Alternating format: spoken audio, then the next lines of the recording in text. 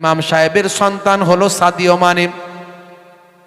হে তরুণ যুবকেরা, একজন ইমাম সাহেবের সন্তান, তিনি বলেন, ছোট্টবেলায় আমি দেখেছিলাম যখন আমার দেশ ফুটবল খেলতে লাগলো, ইন্টারন্যাশনাল বিশ্ব ফুটবলে যখন চান্স পেয়েছিল, আমার দেশের মানুষের মুখে হাসি ফুটেছিল।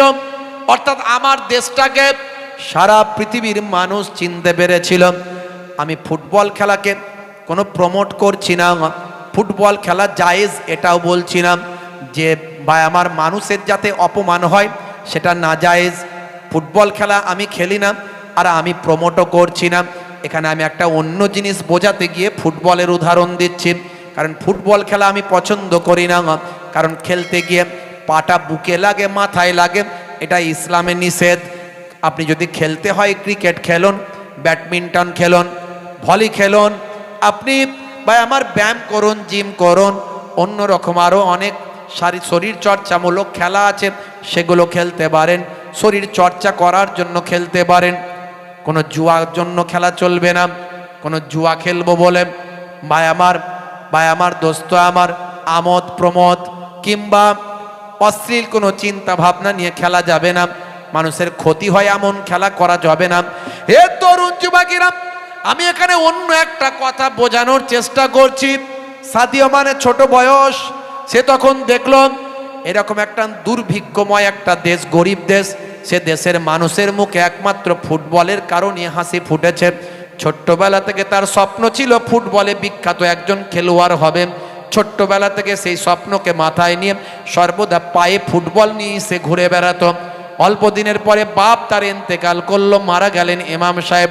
তার চাচা তাকে লালন পালন করলেন। সেখান থেকে এলাকার মানুষের প্রত্যেকের সহযোগিতায় সাদিও মানের মতো একজন বিখ্যাত ফুটবলারের জন্ম হলো। হে তরুণ যুবকেরা, হে আমার বন্ধুরা, হে আমার মুরব্বিয়ানেরা, আজ পৃথিবীর মানচিত্রে ফুটবলের জগতে সাদিও মানে একটা ব্যক্তিত্ব, একটা বিরাট একটা নাম বাবা। একদিন তিনি মিডিয়ার কাছে বিবৃতি দিচ্ছেন। হাতে তার একটা মোবাইল আছে, সেই মোবাইলটার স্ক্রিনটা ফাটা, মোবাইলটা কম দামের মোবাইল। হে তরুণ যুবকেরা, হে আমার মুরব্বিয়ানেরা, সেই সময় মিডিয়া পারসন জিজ্ঞাসা করলো, হে মিস্টার সাদিও মানে, আপনার হাতে যে মোবাইলটা আছে এটা তো অত্যন্ত কম দামি মোবাইল এবং স্ক্রিনটাও ফেটে গেছে, আপনি ভালো মোবাইল কি নিতে পারেন না? এত বড় আপনি একজন ধনী মানুষ, আপনি প্রতি সপ্তাহেই কয়েক কোটি টাকা ইনকাম করেন।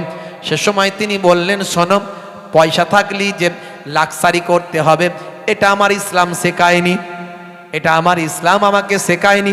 যতটুকু প্রয়োজন ততটুকু তুমি ব্যয় করো, এটাই আমার নবীর সুন্নাত। আমি মুসলমান ঘরের সন্তান, আমি ইচ্ছা করলে 2-10টা আইফোন কিনে ঘুরে বেড়াতে পারি, 2-10টা ফেরারি গাড়ি নিয়ে ঘুরে বেড়াতে পারি, কিন্তু না না না, সেটা আমি করি না, কারণ সেটা আমার প্রয়োজন নাই। আমার ইসলাম বলেছে অতিরঞ্জিত জিনিস ইসলামে হারাম, অপচয় করা ইসলামে নিষেধ। কোরআন মাজিদ জানিয়েছে, ইন্নাল মুবাজ্জিরিনা কানু ইখওয়ানাশ শায়াতিন, অপচয় খরচাকারী হলো শয়তানের ভাই। হে তরুণ যুবকেরা, সাদিও মানে সেই সময় বলেছিলেন মোবাইলটা আমার কম দামি হতে পারে কিন্তু ভালো, স্ক্রিনটা পাল্টে দিলে আবার ঠিক হয়ে যাবে। ফেরারি গাড়ি আমার দরকার নাই, আমার নর্মাল গাড়ি প্রয়োজনের জন্য ঠিক আছে। আমি যে টাকাটা ইনকাম করি, এবার শুনুন সে টাকাটা কোন পথে খরচ করি। আমার দেশ হলো ভীষণ গরিব দেশ, আমি আমার দেশের আমার গ্রামটা হলো ওই শহর থেকে প্রায় 400 কিলোমিটার দূর। এই 400 কিলোমিটার দূরে আমার গ্রাম, সেই গ্রামটাকে আমি শহর বানিয়ে ফেলেছি আজকে। যান আমার গ্রামে গিয়ে চেক করে দেখুন, সেখানে আজকে হসপিটাল আছে, সেখানে আজকে বড় বিশ্ববিদ্যালয় আছে, সেখানে আজকে ডাকঘর আছে, সেখানে পোস্ট অফিস আছে, সেখানে আজকে বড় রেস্তোরাঁ আছে, সেখানে খেলার মাঠ আছে, সেখানে পড়াশোনার ব্যবস্থা আছে। আমার গরিব গ্রামটাকে আমি আমার অর্থে শহর বানিয়ে দিয়েছি।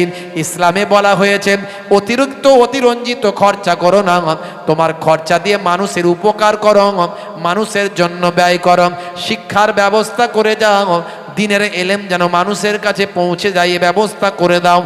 এটা হলো সাদকায়ে জারিয়া। সাদকায়ে জারিয়ার কাজটা আমি সাদিও মানে করার চেষ্টা করি। বুঝতে পারছেন ইসলামের মোটিভটা, অ্যাটিটিউডটা, টেন্ডেন্সিটা আমাকে ভাবতে হবে। হে তরুণ যুবকেরা,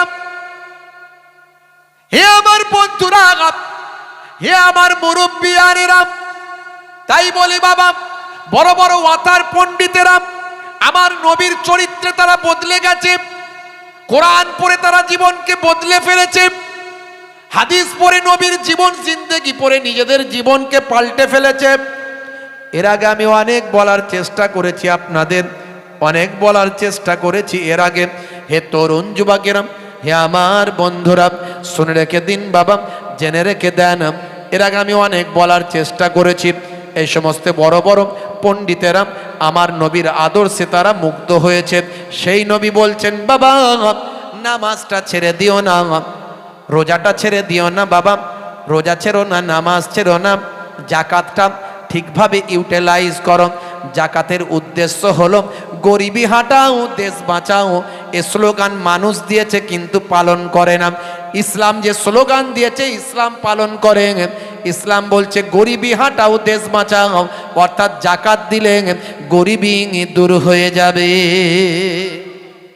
জাকাতটা তোমার প্রতিবেশীকে, একদম নিকট আত্মীয় গরিব মানুষকে তোমার জাকাতটা সঠিকভাবে দাও, যাতে করে সে ওই টাকাটাকে ব্যবহার করে সে বড় লোক হয়ে যাবে, সেও জাকাত দেনেওয়ালা হয়ে যাবে।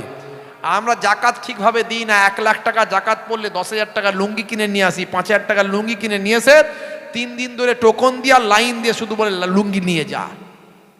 আর ভালো করে মিডিয়ায় করে ছাড়ি, লোকে বলে ওরে বাপে কি জাকাত দিচ্ছে রে ভাই, 3 দিন ধরে লুঙ্গি দিয়ে শেষ হলো না এখনো। কিন্তু ওই 1 লাখ টাকা যদি আপনি দুটো লোককে 50,000 টাকা করে ভাগ করে দিতেন, দুটো ছোট ছোট ঘুমটি গাড়ি কিনে দিতেন, দুটো ভ্যান কিনে দিতেন, ওই আবার ওই ভ্যান থেকে ইনকাম করে করে আল্লাহকে ব্যবসায় বড় করে দিত, শেষ এক সময় ওইখান থেকে টাকা ইনকাম করে জাকাত দেনেওয়ালা হয়ে যেত। এটাই হলো জাকাতের উদ্দেশ্য। আমরা সব কিছুই গন্ডগোল করি, ইসলামের নির্দেশনা ঠিক মতো মানি না। মুসলমান আমরা যদি নামাজ পড়ি, আমাকে একজন ভাই বলছে আমার ভীষণ আর্থারাইটিক্সের প্রবলেম, আমার ভীষণ আর্থারাইটিক্সের প্রবলেম, এত ব্যথা যন্ত্রণা, আমি পেরেশান। ডাক্তারখানায় গেলি ওষুধের পর ওষুধ, খালি অ্যান্টিবায়োটিক মারছে, না হলে প্রয়োজন হলে বলে ইঞ্জেকশন দাও, এই সব করছে, করে বলে ফিজিওথেরাপি করো। এই একটাই ওষুধ বলে ফিজিওথেরাপি করো। আমাকে একজন হুজুর বলল যে বাবা যা করছো করো, কোনোটা বন্ধ করুনি, ওষুধ টষুধ বন্ধ করা ইসলামে নাই, ইসলামে দাওয়া দোয়া দুটোই আছে বাবা, ইসলাম দাওয়া দোয়া দুটোই বিশ্বাস করে। তো তুমি এক কাজ করো, ওষুধ যেমন খাচ্ছ খাও, নামাজটা দাঁড়িয়ে